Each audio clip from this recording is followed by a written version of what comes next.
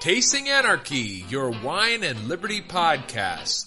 Join Mason and Jake each week as they try new wines and discover how much government is in your drink. Hey everyone, I'm trying something a little bit different today for this mini episode. I am hanging out on the couch recording from, the comfort of our deep sectional sofa. And I've got, in sort of the theme of this week, a white wine, which is very unusual for me. Mason is usually the one who chooses the whites, but I took a class, which in the episode we'll release later this week, I talk a little bit more in depth about it, but I took a class with Elizabeth Snyder from Wine for Normal People, and the title of the class was Interesting Whites from Around the World.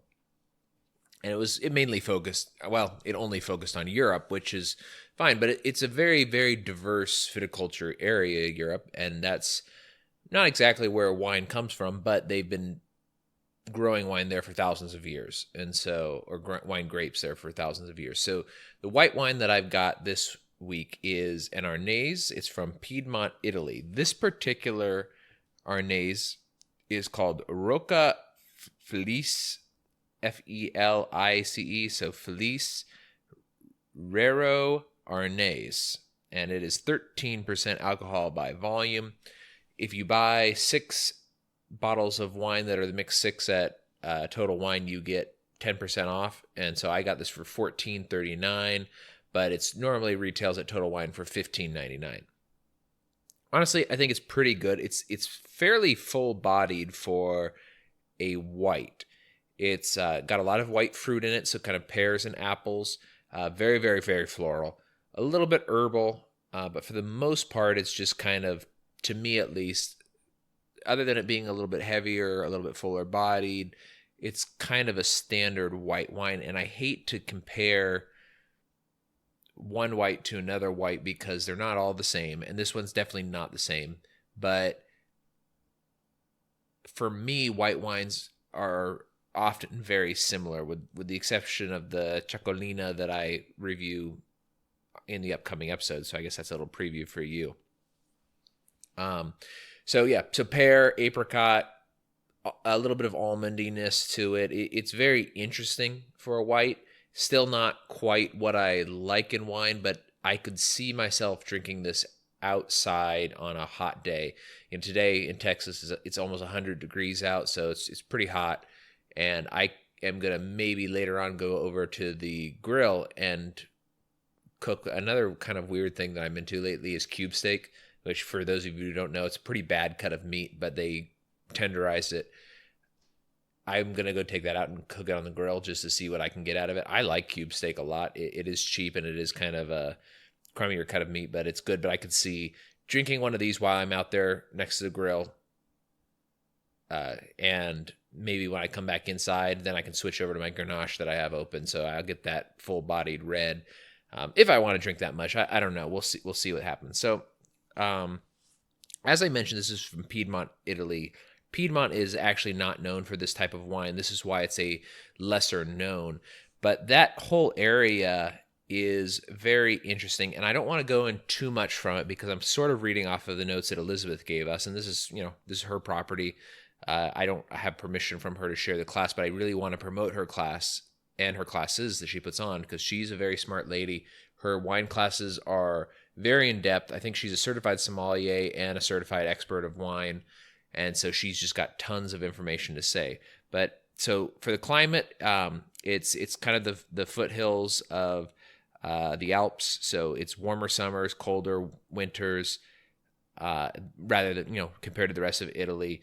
The big diurnal, so a diurnal for you guys who don't know is where the temperatures between day and night change very rapidly. So there is a big diurnal in this part of the region, which tends to give wines more acidity, and you can definitely tell it. And this is a very acidic wine. Like when you put it in your mouth, you start watering under your tongue.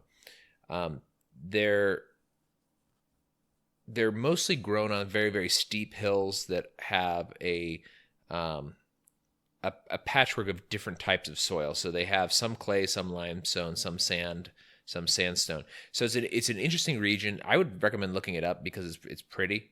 I just went up and looked some pictures up when I was working, or when I was preparing for this episode, and just saw, it's a pretty part of Italy. It's not really what I think of, at least, as Italy. It's much closer to what I would think of when I think of like Switzerland and like the eastern part of France over there that's closer to the Alps. So it is up much higher. So we all know that sometimes with grapes and wine, what the wine is called, like for example, Bordeaux is not a grape. It's a region. Well, this is from the Piedmont region, but this is called Arneis, which is named after the Arneis grape. It's 100% Arneis. According to the notes that Elizabeth provided for me, Arneis means rascal because it is a difficult grape to grow, but it has a tendency to get over ripened, I guess. So it's not an easy grape for producers to grow and make a wine out of, but it does produce a very interesting wine. So that's really all I've got to say for you guys in this mini episode. I would go out and try this. Elizabeth has turned me on to several whites that I think are really interesting. Check her show out, Wine for Normal People. And if you have an opportunity, it's very inexpensive for you to take a class with her. It's $45 for a class. I'm in a lot of them. If you DM me on Twitter at Tasting Anarchy and let me know that you're taking one of the classes, if I'm not already taking the class, I'll go out of my way to take it with you, just so that we're both in the class and maybe we can talk about it a little bit on Twitter. It'd be, I think, a lot of fun. One more thing about this wine, the pairings that she has for it. So one of the things that I also learned from Elizabeth is what grows together goes together. So if you look up what types of cuisine comes out of this part of Italy, that's probably what you want to pair it with. But in her notes, she's got spring vegetable risotto, creamy pasta primavera with olive oil, grilled rosemary chicken, grilled fish, and asparagus. So notice that there was very little red meat, and actually by little I mean none in that. It's going to be lighter fare that this goes with, and that's true for most white wines. You're not going to eat it. You're not going to drink a glass of white wine with a steak unless you're Mason, because that's his thing. So one more thing about Tasting Anarchy before I let you all go.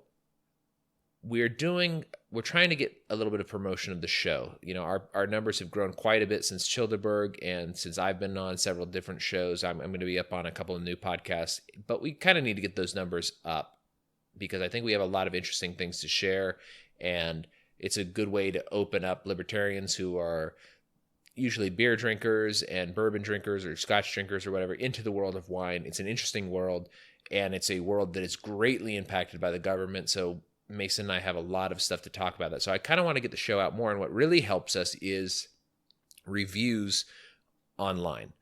So for the first 10 people who go and review us on iTunes or Stitcher or Podbean or wherever you want to put in a review for us, if you take a screenshot of your review and email it to tastinganarchy@gmail.com and include your address, I'll send you a free Childeberg koozie.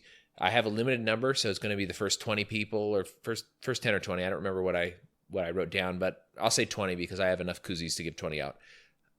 So for the first 20 people who do that, I will send you a free Childeberg One exclusive koozie. Once these koozies are gone, they will be gone and replaced by the Childeberg Dose koozies. So do that for us and follow me at Tasting Anarchy on Twitter and also Tasting Anarchy on Instagram. See pictures of this wine and pictures of my cute dog. And I will talk to you all later. Stay free. Knock down windows and tear down doors. Drinking half gallons and calling for more. Drinking wine, for you to drink wine. Wine, for you to drink wine.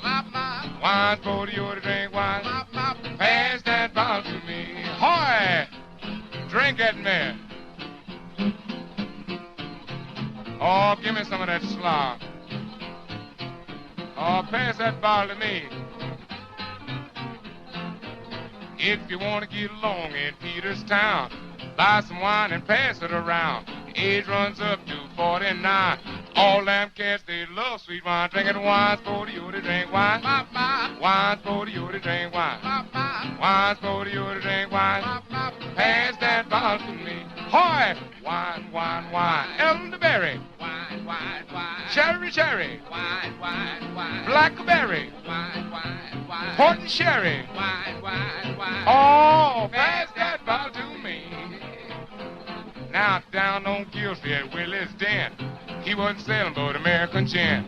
One soldier wanted a bottle of wine. He hipped that cat for $1 and a dime. Drinking wine for the you to drink wine. Wine for the you to drink wine. Wine for the you to drink wine. Pass that bottle to me. Now I got a nickel, have you got a dime? Let's get together and get some wine. Somebody's fifth and somebody's fourth. When you get together, you're doing things smart. Drinking wine for the you to drink wine. Wine for the you to drink wine. Wine for the you to drink wine.